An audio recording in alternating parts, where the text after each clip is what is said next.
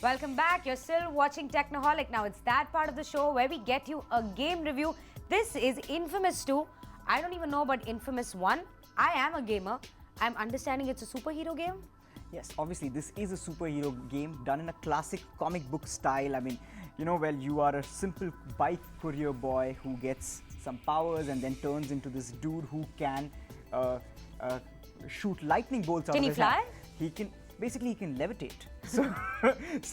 So yeah, basically he can fly and he can jump over buildings. He's pretty cool. He shoots lightning bolts out of his hands.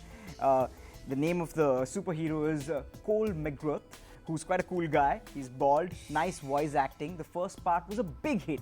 There was this superb stunt which you could do where you can travel over wires, electricity cables, and that was something which really caught on. And it was a really great experience for all the gamers to play a game like this. I think this is coming back to me now because I played this at CES this year. Yes, that's where, they showcased this game. But this game, the first part really caught on, and sort of, it has the same open world feel to it. So you can go to places and collect missions, and then, you have something very cool in this game which is called your conscience. So now, gamers having a conscience, really. But all we just do is hack and slash. Yeah, but this is not just a hack and slash game. Don't give everything out. Before Sagar gives more details out, take a look at a clip of Infamous 2 and we'll come right back and talk about it.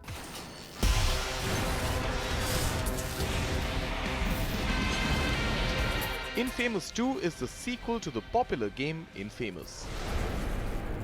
Blamed for the destruction of Empire City and haunted by the ghosts of his past, reluctant courier boy turned hero Cole McGrath is back with Infamous 2. He makes a dramatic journey to the historic southern city of New Marias in an effort to discover his full superpower potential.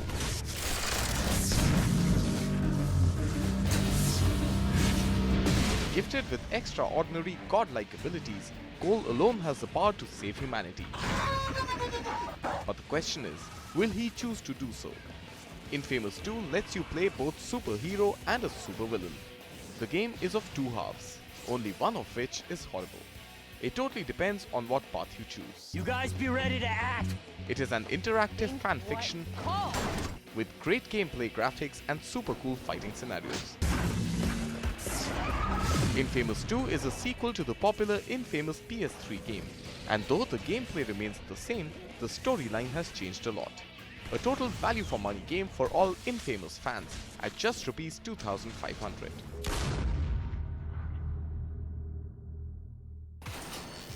Okay, so getting back to Sagar's review of Infamous 2. Now, Infamous 1 was very, very popular among the gamers. Gameplay in this, has it changed? Well, the gameplay as such hasn't changed, but the powers which you have really improved. Now you can do lots of things and you can really destruct things. Now even the game, basically the story has changed. In this part, basically there's a prophecy. Every superhero movie has to have a prophecy. There's a prophecy that the Beast is going to come and destroy Empire City, which is where the first Infamous 1 took place. And now you have to move to a newer city, and well, there you have to go and perform a lot of stunts, and you have to prepare yourself to beat the Beast. So well, the plot line is very, very simple. There's great voice acting in this. There's great animations, like the animations flow beautifully. They're really nice. And the fight sequences are beautiful, as in like you really enjoy killing a lot of enemies with those lightning bolts. And you can also, you can pick up cars using lightning and then throw it on people. So that is really awesome. This is like Yoda. This is like Star Wars meets The Matrix. Call me corny. But the plotline is a little similar to The Matrix, you think.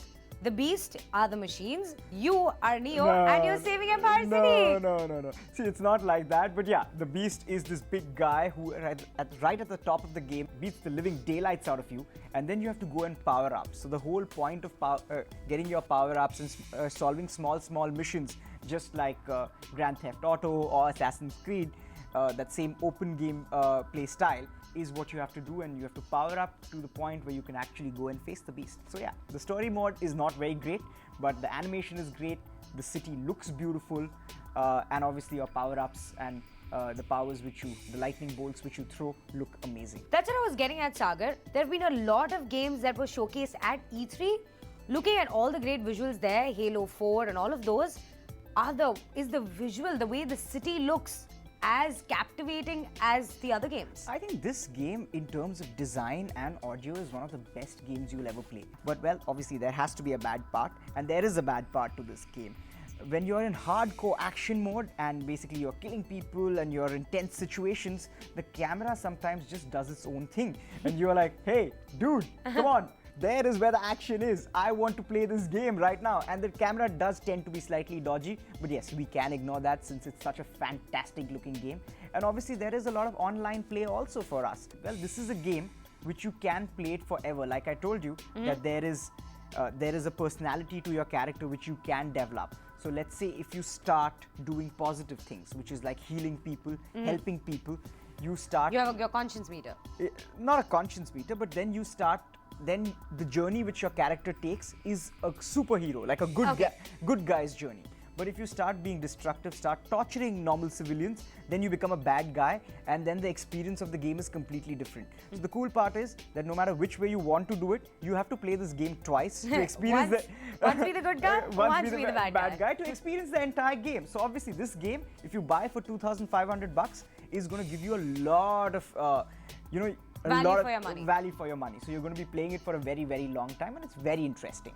So do you need to play the first game to enjoy the second game? Because sometimes people just buy like Need for Speed 2 and it's still enjoyable. Yeah, so see, now those games are different, but in a game like this where there's a continuing story, and especially this game, it's very, very important that you play the first part, because that's where you'll understand what's the character's story and you can actually plot it. So for this game, I would suggest that go ahead and play the first game and then go ahead and buy this game. And actually the first game is available on the PlayStation Network for download, so go ahead, download it. So Sagar, Infamous 2, buy?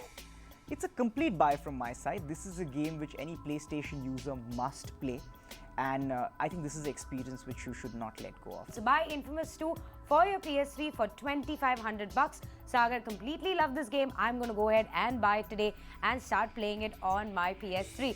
That about brings us to the end of this edition of Technoholik. You can keep the conversation going on Twitter. All our IDs are flashing on your screens right now. You can also email us at technoholik@indiatimes.com. And don't forget, for all the news and updates, always stay logged on to technoholik.com. So that's an end to this edition. We'll see you same time, same place next week. From me, Sagar, and the beautiful iMac, it's bye guys.